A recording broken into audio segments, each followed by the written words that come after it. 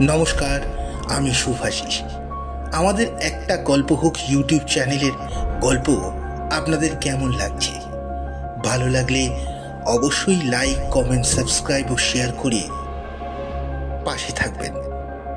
আজকের গল্প বিভূতিভূষণ বন্দ্যোপাধ্যায়ের কাহিনী অবলম্বনে বামাচরণের গুপ্তধন প্রাপ্তি।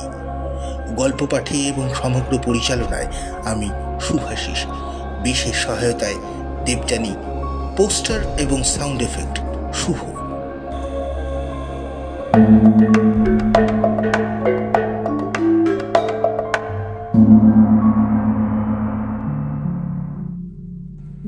বামাচরণের জন্মের সময় নকিপুরের যদু চক্রবর্তী বলেছিলেন, এই ছেলে একদিন রাজা হবে। যদু চক্রবর্তী এই অঞ্চলের মধ্যে একজন বড় জ্যোতিষী, তার কথার দাম আছে। কিন্তু বামাচরণের জন্মদিনটির পরে বহু বছর কেটে গিয়েছে। রাজা হওয়া তো দূরের কথা, রাজসভার একজন ভালো গোছের প্রহরী হওয়ার লক্ষণও তো বামাচরণের মধ্যে দেখা যাচ্ছে না। অল্প বয়সেই বামাচরণ তার মামার বাড়ি থেকে স্কুলে পড়ত। 4th ক্লাসে ওঠার সময় ফেল করে সে লেখাপড়া ছেড়ে দিলে। বললে, ছোট ছোট ছেলেরা উঠবে নিচ থেকে আমার ক্লাসে, তাদের সঙ্গে আমার পড়তে লজ্জা করে। সুতরাং বামাচরণের লেখাপড়া হলো না। মামারা বললে, লেখাপড়া যদি না করো বাপু, তবে এখানে বসে বসে অন্ন ধ্বংস করে আর কি করবে, বাড়ি চলে যাও। বাড়ি এসে যখন সে বসল, তখন তার বয়স 14-15 বছর। অজপাড়া গায়ে বাড়ি, সেখানে থেকে চাকরির চেষ্টা করা চলে না। এই সময়ে তার এক ভগ্নিপতি তাদের বাড়িতে এলেন কিছুদিন বেড়াতে। তিনি নাকি পশ্চিমে কোথাও রেলে চাকরি করেন। বামাচরণকে উপদেশ দিয়ে গেলেন টেলিগ্রাফি শিখতে, তাহলে রেলে চাকরির সম্ভাবনা আছে। কলকাতা থেকে তিনি বামাচরণকে একটা ট্যাঙ্ক কলও আনিয়ে দিলেন, টেলিগ্রাফ শেখার একখানা বই। বামাচরণ সর্বদা গম্ভীর চালে থাকত। সমবয়সী ছোট ছোট ছেলেদের সঙ্গে মিশলে তার মান যাবে। আর একটা মজা ছিল তার, সে তাদের নানা বৈষয়িক উপদেশ দিত। যেমন হয়তো ছেলের দল ওদের বাড়ির সামনে কয়েক বেলের গাছে উঠে মহা হইচই করছে, অমনি সে গম্ভীর মুখে বললে,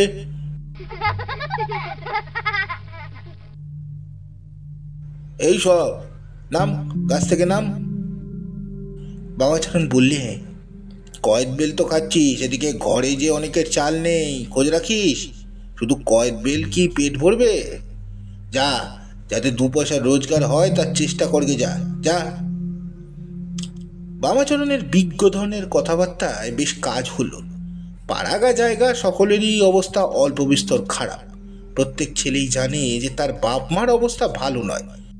অতএব বামাচরণের কথায় অনেকেরই মনের মধ্যে কোথায় ঘা লাগলো। তারা মাথা নিচু করে যে যার বাড়ি চলে গেল। এই সময়ে ওর ভগ্নিপতি এসে ওকে টেলিকল দিয়ে গেলেন। গ্রামের ছেলেরা প্রশংসমান দৃষ্টিতে চেয়ে চেয়ে দেখত বামাচরণ দিন রাত গম্ভীর মুখে ওদের বাড়ির পশ্চিম দিকের বসে টেলিকলটাতে টরে টকা অভ্যাস করছে। ঝড় নেই, বৃষ্টি নেই, শীত নেই, গ্রীষ্ম নেই, দোল রাস নেই, শনিবার রোববার নেই, সে কি অধ্যাবসায়। দ্রোণাচার্যের কাছে ধনুর্বিদ্যা শিখতে অর্জুনও বোধহয় এত অধ্যাবসায়, এত মনোযোগ দেখাননি। তা তিনি মল্লভূমিতে কাঠের বিবিধ পাখি বিদ্ধ করেই যত নাম করুন গিয়ে। বছরখানেকের টেলিগ্রাফ শেখার পর বামাচরণ রেলে চাকরির চেষ্টা করলেন, কিন্তু অদৃষ্টের দোষে কোথাও কিছু হলো না। গায়ের ছেলেদের সে বলতো, জানিস, ERR ট্রেলের TI সাহেব আমার দরখাস্তের জবাব দিয়েছে, তার নিজের হাতে সই আছে। ছেলেদের মধ্যে 2-1জন সভ্রমের সঙ্গে জিজ্ঞেস করত, কি লিখেছে বামাচরণ দা? লিখেছে, এখন চাকরি হবে না, পোস্ট খালি নেই, খালি হলে জানাবে, দাঁড়া। তারপর সে পশ্চিমের কোনায় তার ঘরখানা থেকে একটা লম্বা খাম নিয়ে এসে তার মধ্যে থেকে ছোট্ট একটা ইংরেজি লেখা কাগজ বার করে সকলের সামনে বাতাসে 2বার উঁচু করে উড়িয়ে বলতো, এই দেখ, এই দেখ, এই দেখ। কিন্তু এত করেও কিছু হলো না। মাসের পর মাস গেল, টিআই সাহেবের সে চিঠি আর পৌঁছলো না। হঠাৎ মেঘ ভাঙা আকাশে একদিন চাঁদ উঠল। বামাচরণের পিতা ছিলেন সেকালের ফৌজদারি কাছারির নাজির। যখন তিনি মেহেরপুরে, সে সময় বম্পাস সাহেবের মেহেরপুরে জয়েন্ট ম্যাজিস্ট্রেট, সাহেব নাজির মশাইকে খুব খাতির করত, ভালোবাসত। বামাচরণের বাবা বৃদ্ধ বয়সে পেনশনভোগী অবস্থায় নিজের চণ্ডীমণ্ডপে বসে সমবেত বৃদ্ধ মণ্ডলীর কাছে চাকরির জীবনের গল্প করতে করতে বলতেন, বম্পাস সাহেবকে তো আমি কাজ শিখিয়েছি, ছোকরা সিভিলিয়ান, নতুন বিলেত থেকে এসেছে, তখন ট্রেজারি অফিসের হিসেব রাখতে জান বেরিয়ে যেত। আমার বলতো, শোনো নাজির, আমার পোষাবে না, গাঁজা আফিমের হিসেব রাখতে আর ওজন করতে করতে প্রাণ বেরোলো। অত কষ্টে বুঝিয়ে সাহেবকে শান্ত করত। সে গ্রামে গভর্নমেন্টের চাকরি বামাচরণের বাবা ছাড়া কেউ করেনি। সবাই হা করে থাকতো। পেনশনও ভোগ করছেন তিনি আজ 22-23 বছর, কি আর তারও বেশি। বামাচরণের বয়স যখন 18-19 বছর, তখন বামাচরণের বাবা গ্রামে বসে হিতবাদী কাগজে দেখলেন বম্পাস সাহেব রেভিনিউ বোর্ডের মেম্বার হয়ে রাইটার্স বিল্ডিংয়ে এসছেন। তিনি গেলেন কলকাতা সাহেবের সঙ্গে দেখা করতে। বম্পাস সাহেবও আর ছোকরা নেই, 50-এর ওপর বয়স হয়েছে। পুরনো নাজিরকে দেখে চিনতে পারলেন। জিজ্ঞেস করলে, আমি তোমার কি উপকার করতে পারি নাজির? এক কথায় বামাচরণের চাকরি ঠিক হয়ে গেল। খুলনায় সার্ভে ক্যাম্প পড়েছে, জমি জরিপ হচ্ছে। বামাচরণের বাবা একগাল হেসে সকলকে কথাটা জানালেন। বামাচরণের বাড়িতে সত্যনারায়ণের সিন্নি দেওয়া হলো। গ্রামের প্রতিবেশীরা যখন প্রসাদ খাচ্ছে ভেতরের ঘরের বারান্দায় এসে, তখন বামাচরণের বাবা সবিস্তারে তাদের সামনে তাদের রাইটার্স বিল্ডিংয়ে গিয়ে সাহেবের সঙ্গে দেখা করার বৃত্তান্ত বর্ণনা করেছিলেন। সাহেব বললে, নাজির, তোমার ছেলে যদি এন্ট্রান্স পাস করতো তবে আমি তাকে সাব ডিপোজিট কাজ দিয়ে দিতাম। আজ বামাচরণ চাকরি করতে গেলে সঙ্গে তার বৃদ্ধ পিতাও গেলেন, কারণ বামাচরণের মা বললেন ছেলেকে অত দূরে দেশে একলা তিনি পাঠাতে পারবেন না। আবার সেই অদৃষ্ট এসে বাধা দিলেন। মাস দুয়ের মধ্যে বামাচরণের বাবা ছেলেকে সঙ্গে নিয়ে বাড়ি এলেন। শোনা গেল বামাচরণের চাকরি ছেড়ে দিয়ে এসছে। সেখানে নাকি থাকার কষ্ট, নদীর জল লোনা, কাছেই সুন্দরবন। সন্ধ্যার পর বাঘের ভয়, জঙ্গল থেকে কাঠ ভেঙে এনে রান্না করতে হয়। সেখানে কি ওই কচি ছেলে থাকতে পারে? বামাচরণের বাবা বললেন, না না না, কোনো ভয় নেই, আমি আবার যাচ্ছি সাহেবের কাছে, একটা ভালো জায়গায় চাকরি যাতে হয় দেখছি। কিন্তু এবার সাহেব বেজায় চটে গিয়েছে দেখা গেল, না জানিয়ে চাকরি ছেড়ে আসাতে। সাহেবের আরদালি বললে, সাহেবের এখন দেখা করার সময় হবে না। বামাচরণের বাবা এতটা ভাবেননি। তিনি হতাশ হয়ে বাড়ি ফিরে এলেন, কিন্তু সেই যে মন কেমন ভেঙে গেল। এরপর আর তিনি বেশি দিন বাঁচেননি। ক্রমে দিন চলে গেল, বামাচরণের বয়সও হয়ে উঠল। বাবা বেঁচে থাকতেই তার বিবাহ দিয়ে গিয়েছিলেন, দু একটা ছেলেপুলেও হলো। গ্রামের যেসব ছোট ছোট ছেলেদের বামাচরণ গম্ভীর মুখে উপদেশ দিয়ে বেড়াতো, তাদের মধ্যে অনেকেই এখন বিদেশ বেরিয়ে ভালো লেখাপড়া শিখেছে, দু একজন ভালো চাকরিও পেয়েছে। বাপের পেনশনের টাকায় সংসার একরকম চলত। বাপের মৃত্যুর পর সংসার ঘাড়ে পড়াতে বামাচরণ চোখে অন্ধকার দেখলেন। নিজের ছেলে মেয়ে 2-3টা, একটা বিধবা ভগ্নী বাড়িতে, তারও 2-3টে ছেলে মেয়ে, বৃদ্ধা মা, অনেকগুলো পুষ্যি খেতে। চলে কি করে এতগুলো প্রাণী? এইসব কথাই সে ভাবছিল আজ নদীর ধারে বড় ভাঙনের চটকা গাছতলায় মাছ ধরতে বসে। বেলা পড়ে এসেছে, কচুরিপানার দামগুলো উজান মুখে চলছে, বোধহয় জোয়ার এলো। সামনের চটক গাছটায় রোদ রাঙা হয়ে আসছে। রোজ এইখানটিতে বামাচরণ মাছ ধরতে আসে।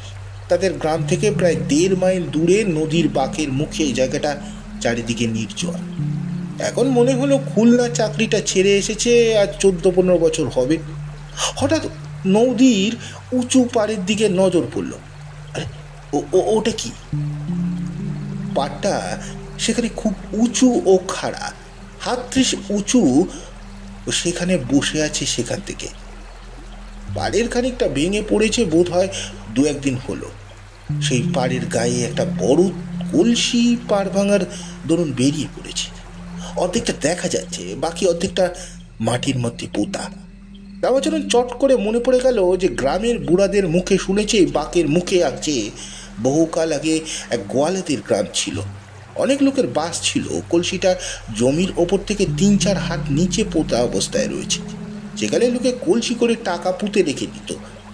নিশ্চয়ই টাকার কলসি। রামাচরণ এদিক ওদিক চেয়ে দেখলে আর কেউ কাছাকাছি আছে কিনা। স্থানটা নির্জল, অন্য লোক এদিকে আসে না। কলসিটা আর কেউ দেখেনি নিশ্চয়। তাছাড়া মোটে কাল রাতে এই পাড় ভেঙেছে, কে আর লক্ষ্য করবে এই কান ভাঙা কলসি? কেই বা এসেছে তারপর? অবশ্য নৌকা থেকে দেখা যাওয়ারই কথা, কিন্তু জেলের ডিঙি এত দূরে আসে না। গা থেকে ওই কদমতলা পর্যন্ত তাদের দৌড়। এত দূরে কেউ কোমর জাল পাতে না। বামাচরণ সেই দিকে আর দাঁড়ালে না, ছিপ গুটিয়ে উঠে বাড়ির দিকে রওনা হলো। তাকে এখানে কেউ দেখে না ফেলে। বাড়িতে এসে সে ভাবতে বসলো, এখন সে কি করবে। আজ রাত্রে অবশ্য কলসিটা তুলে আনতেই হবে, কিন্তু একা সে কি করে পারবে? জমির ওপর ঘোরা অসম্ভব। যদি শাবলের গায়ে কলসিটা নদী গর্ভে পড়ে যায়, তাহলে স্রোতের মুখে হয়তো কোথাও ভেসে চলে যাবে, না তো ডুবে যাবে। তা নয়, নিচে থেকে মই লাগিয়ে উঠতে হবে কলসি পর্যন্ত, তারপর সন্তর্পণে খুঁড়ে কলসি বার করতে হবে। তাতে অন্তত 2 জন লোকের দরকার। মই নিচে থেকে একজন ধরা থাকা চাই, আর কলসির নামবার সময় সাহায্য দরকার।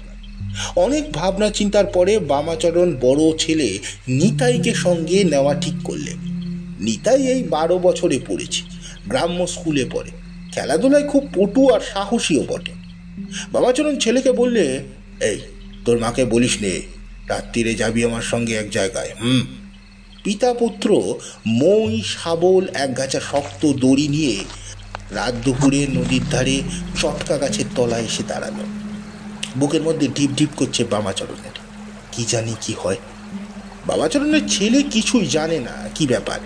বাবার কথায় সে এসছে, কেন এসেছে তার বাবা তাকে বলেওনি, কিন্তু সে জিনিসটা খানিকটা আন্দাজ করে নিয়েছিল। নিশ্চয়ই জেলেরা কোথাও জলের ধারে বাঁশের ঘুনিতে বড় মাছ জিইয়ে রেখেছে, সেই মাছ চুরি করতে বাবা তাকে সঙ্গে এনেছে। কিন্তু মই কি হবে? জায়গাটা দেখেও সে অবাক হয়ে গেল। বাবাকে সে বললে, বাবা এত দূরে তো ছেলেরা কোমর ফেলে না, এ তো চটকাতলার বাঁক। বাবা ওর মুখের দিকে চেয়ে বললে, জেলেদের সঙ্গে আমার কি দরকার? রে মইটা এখানে লাগা বেশ করে। অতি কষ্টে বামাচরণ মই বেয়ে ওপরে উঠল।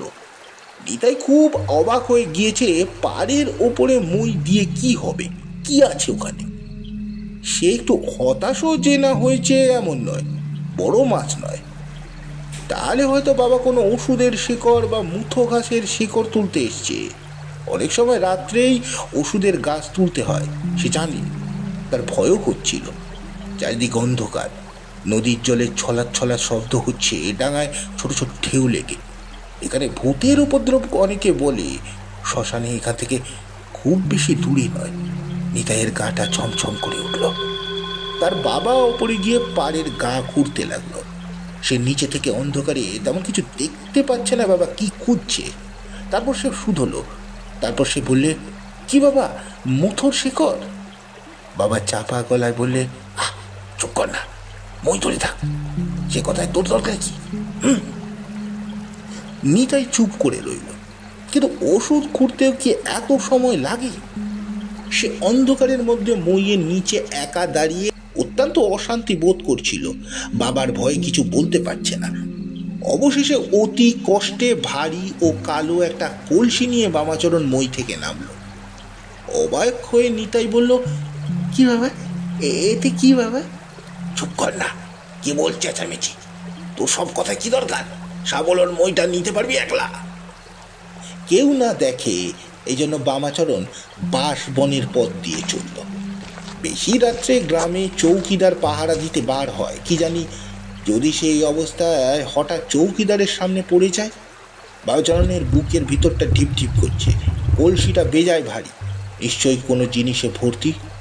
কলসির মুখটা একখানা ছোট পাথরের কুড়ি দিয়ে চাপা ছিল। বহুদিন মাটির মধ্যে থাকার দরুন সেটা দারুণ এঁটে গিয়েছে। অস্ত দিয়ে চার না দিলে খোলাই যাবে না। বাড়ি পৌঁছে বামাচরণ বাইরের দরজা বন্ধ করে দিল। স্ত্রীকে বললে, একটা আলো নিয়ে এসো তো। ওর আর বিলম্ব সইছে না, এক্ষুনিও কলসির মুখ খুলে দেখবে। নিতাইয়ের মা একটা কাঁচ ভাঙা সেকেলে হিংসের লণ্ঠন নিয়ে উঁচু করে ধরলে। বিস্ময় শুনে বলে, কলসিতে কি আছে? মরা কলসির মতো দেখতে, ওটা আনলে কেন গো? অধীর কৌতূহলে ও আগ্রহে বামাচরণ শাবলের একটা ঘা দিয়ে কলসিটা ফাটিয়ে ফেললে সঙ্গে সঙ্গে কালো আলকাত্রার মতো একটা পচা দুর্গন্ধ পদার্থ মেজেময় ছত্রাকার ছড়িয়ে পড়ল। নিতাইয়ের মা অবাক, স্বামী পাগল হয়ে গেল নাকি? পয়সার দুর্ভাবনায় এতদিন পরে রাত দুপুরে কিসের একটা কলসি কোথা থেকে উঠিয়ে এনে কি কাণ্ড বাঁধালে দেখো তো। বামাচরণ মাথায় হাত দিয়ে বসে পড়ল। এত কষ্ট, তবে সব বৃথা। রূপোর গুঁড়ো তো এতটুকু নেই কলসিতে। কোথায় 1 টাকা বা মোহর, তার বদলে এতগুলো কি কালো কালো। একেই অদৃষ্ট বলে। সারা রাত্রি বামাচরণের ঘুম হলো না। সত্যি তার অদৃষ্ট ভালো নয়। এমন জায়গায় পোতা কলসি পেয়েও তার মধ্যে থেকে বেরোয় কালো আলকাত্রা। তাহলে বম্পার সাহেবের দেওয়া এমন চাকরি সে ছেড়ে দিয়ে আসে? পেয়ে হারানোই তার অদৃষ্ট। পরদিন সকালে লোকজনকে আলকাত্রার মতো জিনিসটা দেখাতে কেউ কিছু বলতে পারে না। অবশেষে মামুদপুরের বাজারে বুড়ো কবিরাজ মশাই দেখে বললে, এ তো পুরনো ঘি, বহুকালের পুরনো ঘি। এই কতটা আছে? খুব দাম, কিন্তু বিক্রি করবে? কলকাতার বউবাজারে সেনেদের দোকানে পেলেই নেবে। বুড়ো কবিরাজের সঙ্গে নিয়ে বামাচরণ কলকাতায় এলো। বউবাজারে সেনেদের মস্ত কবিরাজি দোকান। সারা ভারতবর্ষ কেন, পৃথিবীর সঙ্গে তাদের কারবার। ঘি দেখে তারা বললে, হ্যাঁ হ্যাঁ, জিনিসটা ভালো, অন্তত 200 বছরের পুরনো। তোমাদের ঘরে ছিল? বামাচরণ সংক্ষেপে কলসি প্রাপ্তির কথা বর্ণনা করল। তারপর দর দস্তুর চলল। ওরা 7 টাকার বেশি দিতে রাজি নয়। তারপর উঠল 10 টাকায়, তার বেশি কিছুতেই নয়। বুড়ো কবিরাজকে সঙ্গে না আনলে কিন্তু বামাচরণ 2 টাকা সেরেই জিনিসটা দিয়ে ফেলত। একজন হিন্দুস্তানি ভদ্রলোক অনেকক্ষণ ধরে ওদের কথাবার্তা শুনছিলেন। তিনি এসে বুড়ো কবিরাজকে বাইরে নিয়ে গিয়ে বললেন, আমি খয়রাগড়ের রাজার ম্যানেজার। আমি আপনাদের কথাবার্তা এতক্ষণ শুনছিলাম। রাজার মায়ের বয়স হয়েছে, হাফ কাশের অসুখ। এই পুরনো ঘি কিনতে আমি দোকানে এসেছিলাম। এত বছরের পুরনো ঘি কলকাতায় কোনো দোকানে নেই। আমি আপনার জিনিস নেব। 100 টাকা সেরের দাম দেব আমি। ওজন করুন মাল।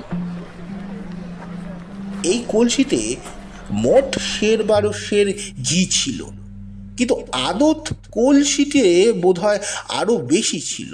সেটা ভেঙে নষ্ট হয়ে যায়। বাকিটা ওরা নতুন কলসিতে পুড়ে এনেছিল। ঘি বিক্রি করে মোট পাওয়া গেল 1250 টাকা। যদু চকতি জ্যোতিষী ছিল বড়, সে মিথ্যে বলেনি। এখন তো বামাচরণের অনন্তকাল পড়ে রয়েছে। রাজা হওয়ার আশ্চর্যটা কি?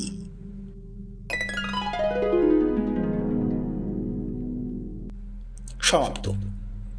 গল্পটি আপনাদের কেমন লাগলো অবশ্যই জানাবেন। গল্পটি ভালো লাগলে লাইক, কমেন্ট, সাবস্ক্রাইব ও শেয়ার করতে ভুলবেন না। নমস্কার।